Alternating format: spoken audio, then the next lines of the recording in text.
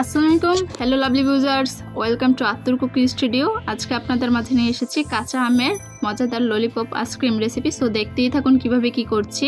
আমি এই জায়গায় হাঁড়িতে পানি নিয়ে এই জায়গায় 3টা আম নিয়েছি বড় সাইজের। আপনারা আপনাদের পরিমাণ বুঝে নিয়ে নেবেন, যতগুলো বানাবেন ঠিক ততগুলোই করে নেবেন। আর অবশ্যই এই আইসক্রিমটা কিন্তু এখন কলিজা মন দুইটাই ঠান্ডা করে দেবে। এখন যে একটা গরম আসছে তার জন্য কিন্তু এটা পারফেক্ট একটা রেসিপি, নিজেই তৈরি করে নিতে পারবেন। এখন আর নামি দামি হাজার হাজার টাকার আইসক্রিম না কিনে কাঁচা আমের এই আইসক্রিমটা এখন ঘরেই তৈরি করে নিতে পারবেন, যেহেতু এখন কাঁচা আমের সিজন। সো সবার ঘরেই থাকে এই আমটা। তো দেখতেই পাচ্ছেন আমি পাত্রতে পানি দিয়ে তারপরে আম দিয়ে দিচ্ছি। আর অবশ্যই এই জায়গায় চুলার আঁচটা বাড়িয়ে দিবেন, কারণ লো বা মিডিয়াম হিটে দিতে গেলে আপনাদের সময় অনেক লাগবে। তার জন্য যদি একদম হাই হিটে দেন 10 থেকে 15 মিনিটেই তৈরি হয়ে যাবে। আমার এটা কিন্তু প্রায় কুক হয়ে গেছে। কুক হলে বোঝার পদ্ধতি কি, পানিটা কিন্তু শুকিয়ে আসছে আর আমের কালারটা কিন্তু ফ্যাকাশে হয়ে গেছে। আর দেখতেই পাচ্ছেন কিভাবে কি হয়েছে। আর হাই হিটে দেওয়ার কারণে এটা খুব তাড়াতাড়ি আমাদের এটা তৈরি হয়ে গেছে। আর সিদ্ধটাও খুব ভালোভাবেই তৈরি হয়েছে। এখন আমি সিদ্ধ হওয়ার পরে এগুলো আমি ছুলে নিয়ে তারপরে কেটে নিচ্ছে নাইফের সাহায্যে, সেটা দেখানো হয়নি। এখন আমি এগুলো ঢেলে নিয়ে তারপরে একটা ব্লেন্ডার যেটা জুস জার সেটাই দিয়ে দিচ্ছি। আর এই জায়গায় 1/3 কাপ ধনিয়া পাতা ইউজ করছি। যারা ধনিয়া পাতা পছন্দ করেন না তারা এটা স্কিপ করতে পারেন। আর এই জায়গায় দিয়ে দিচ্ছি 2টা কাঁচামরিচ। আর অবশ্যই বলে নিচ্ছি যারা ধনিয়া পাতা পছন্দ করেন না বা যারা ঝাল কম খান তারা কাঁচামরিচের পরিমাণটা কমিয়ে দিবেন। আর এই জায়গায় 1/2 চা চামচ দিয়ে দিচ্ছি চাট মশলা আর 1/2 চা চামচ বিট লবণ। এটা আপনারা বিট লবণটা আপনাদের স্বাদ অনুযায়ী দিয়ে নেবেন, কমিয়ে বাড়িয়ে। আর এই জায়গায় 1/3 কাপ দিয়ে দিচ্ছি আমি চিনি। আর আপনারা চিনির পরিমাণও কমিয়ে বাড়িয়ে দিতে পারেন। যদি আমটা টক হয়ে থাকে তাহলে চিনির পরিমাণটা বেশি হবে, আর আমটা যদি হালকা টক কম হয়ে থাকে তাহলে চিনির পরিমাণটা কম হয়ে থাকবে।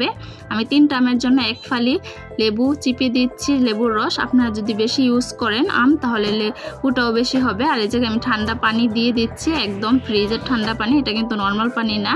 দিয়ে তারপর ব্লেন্ডার ঢাকনা লাগিয়ে তারপর আমি 3 স্প্রিটে দিয়ে দিচ্ছি। আর অবশ্যই কিন্তু ট্রাই করবেন ব্লেন্ডারে যেটা জুস বার সেটা তৈরি করার, তাহলে এটা পারফেক্ট হবে আর আপনার ব্লেন্ডারটাও ঠিক থাকবে। আর অবশ্যই ব্লেন্ডারটা 10 থেকে 15 সেকেন্ডের বেশি চালাতে যাবেন না ফার্স্ট স্টেপে, তাহলে কিন্তু ব্লেন্ডারটা যে কোনো সময় নষ্ট হয়ে যাওয়ার সম্ভাবনা বেশি থাকে। আর রেসিপিটা পারফেক্টভাবে যদি তৈরি করতে চান তাহলে শুরু থেকে শেষ পর্যন্ত দেখে যাবেন, কারণ কাঁচা আমের এই ললিপপ রেসিপিটা টিপস অ্যান্ড ট্রিক্স সব কিছুই দেওয়া আছে। আর যারা নাকি আমার চ্যানেলে নতুন তারা অবশ্যই সাবস্ক্রাইব করে যাবেন, আর যারা পেজ থেকে দেখছেন তারা অবশ্যই ফলো করে যাবেন। আর দেখতে কিন্তু আমাদের এটা তৈরি হয়ে গেছে। এখন আমি একটু পানি নিয়ে আরেকটু ব্লেন্ড করে নিচ্ছি। আপনারা যদি এরকম ঘনই রাখতে চান তাহলে পানি দেওয়ার প্রয়োজন নেই। আর যদি মনে করেন একটু পাতলা করবেন তাহলে পাতলার জন্য একটু পানি দিয়ে নিতে পারেন। আমি পানি দিয়ে নিয়েছি, তার জন্য আপনাদের বলে দিচ্ছি। এখন আমি আইসক্রিম মোলে নিয়ে নিচ্ছি। আপনারা যেরকম শেপের আইসক্রিম মোলে দিয়ে দিতে পারেন।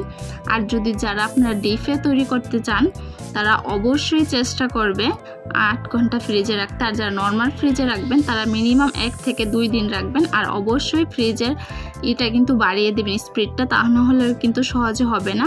আমি এ জায়গায় ঢাকনা দিয়ে দিয়েছিলাম, কিন্তু ঢাকনা দেওয়ার পরেও যেহেতু আমি নর্মাল ফ্রিজে রেখেছি তার জন্য এটা হয়নি, জমেনি। তারপরে আমি এ জায়গায় কাঠি দিয়ে দিয়েছি। আপনাদের সঠিক টিপসটা দেওয়ার জন্য আমি দেখিয়ে নিচ্ছি, পরবর্তীতেই দেখতে পারবেন আমি কাঠি দিয়ে এটা তৈরি করে নিচ্ছি। তো সো দেখতেই পাচ্ছেন কত ইয়ামি হয়েছে আর খুবই পারফেক্ট হয়েছে। খাওয়ার স্বাদটাও খুবই খুবই টেস্টি হয়েছে। আপনারাও তৈরি করে দেখবেন যে কেমন হয়েছে। তাহলে আজকে এতটুকুই, বিদায় নিচ্ছি আপনাদের মাঝে। নতুন কোনো ভিডিও নিয়ে আসবো। সবাই আমার ফ্যামিলির জন্য দোয়া করবেন, আপনারাও ভালো থাকবেন। আল্লাহ হাফেজ।